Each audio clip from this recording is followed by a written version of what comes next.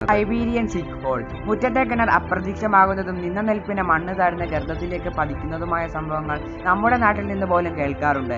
എന്നാൽ സൈബീരിയ യമനിൽ ഇത്തരത്തിൽ ജനവാസ കേന്ദ്രത്തിൽ രൂപപ്പെട്ട ഗർത്തത്തിന്റെ ആരം 115 കിലോമീറ്ററാണ്. ജൂലൈയിലാണ് ഈ ഭീമൻ ഗർത്തം രൂപപ്പെടുന്നത്.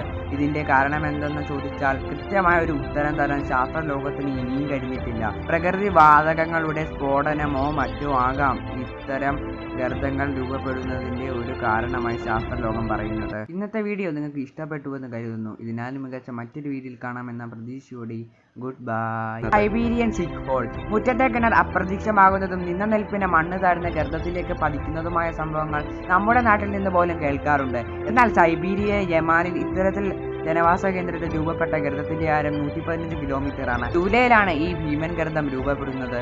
ഇതിന്റെ കാരണമെന്തെന്ന് ചോദിച്ചാൽ കൃത്യമായ ഒരു ഉത്തരം തരാൻ ശാസ്ത്ര ലോകത്തിന് ഇനിയും കഴിഞ്ഞിട്ടില്ല. പ്രകൃതി വാതകങ്ങളുടെ